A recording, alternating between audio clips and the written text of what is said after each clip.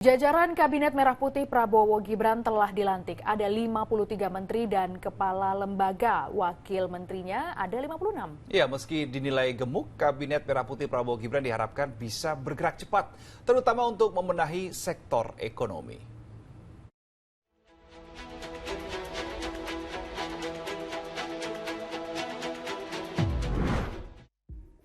Gimana, gercep nggak? Prabowo Gibran langsung ngumumin dan ngelantik kabinetnya. Tapi kok banyak banget ya? Ini efisiensi atau justru jadi beban? Yuk selengkapnya, kita diskusi. Sebelum kita bahas soal penambahan pos kementerian di Kabinet Merah Putih, kita lihat lagi nama-nama yang bantu Presiden dan Wapres bekerja. Ada yang sudah diduga, tapi ada juga yang jadi bahasan. Kayak yang satu ini. Teddy Indrawijaya, Sekretaris Kabinet.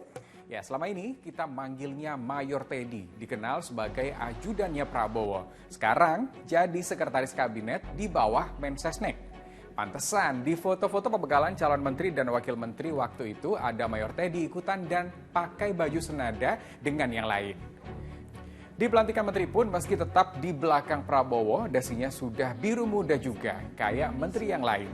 Di foto bersama, Teddy juga tetap ikut serta. Penandatanganan berita acara 1. Saudara Teddy Indrawijaya sebagai Sekretaris Kabinet. Tapi Teddy baru dilantik bersama para wakil menteri. Sorotan lain di Kabinet Prabowo Gibran ada juga ayah dan anak Menko Bidang Pangan yang juga Ketua Umum PAN Zulkifli Hasan serta Zita Anjani sebagai Wamen Pariwisata. Nah, Luhut Binsar Panjaitan ternyata ikut dilantik bersama jajaran menteri baru. Luhut menjabat sebagai Ketua Dewan Ekonomi Nasional. Yap, tetap ada di kabinet. Nama-nama lain seperti Profesor Tsinghua University, Stella Christie, sampai mantan istri Basuki Cahayapurnama, Veronica Tan juga mengisi jabatan sebagai wakil menteri.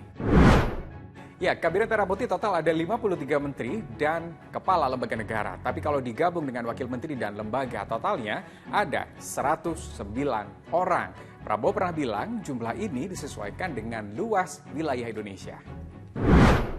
Tapi saya ingat, Sekjen Partai Gerindra juga bilang kalau Prabowo Subianto ingin bentuk Zaken Kabinet di pemerintahannya. Kabinet yang isinya orang-orang ahli di bidangnya, meski dari parpol. Yap, singkat aja, saya tanya ke pengamat soal ini. Koalisi gemuk yang membuat kabinet gemuk, ini kebutuhan atau mengakomodir dukungan? Yang namanya birokrasi itu ada yang disebutkan indikator kinerja, ya, atau sebut aja, mungkin yang di umum sering disebut sebagai KPI. Nah, masalahnya adalah menteri itu kan pembantu presiden. Maka dia, terutama kementerian-kementerian teknis kan punya sejumlah indikator yang harus dicapai. Kalau nggak bisa dicapai, maka menteri yang bersangkutan atas nama kinerja itu bisa di-reshuffle gitu ya. Nah, itu yang kemudian saya memberi catatan, reshuffle di Indonesia, terutama pasca reformasi, itu kerap kali nomor satunya bukan karena kinerja, tapi karena soal politik gitu. Koalisi gemuk parpol pendukung Prabowo Gibran. Ada 4 di parlemen, jadi nggak heran kalau penambahan jumlah menteri lebih disebut-sebut untuk mengakomodir koalisi gemuk.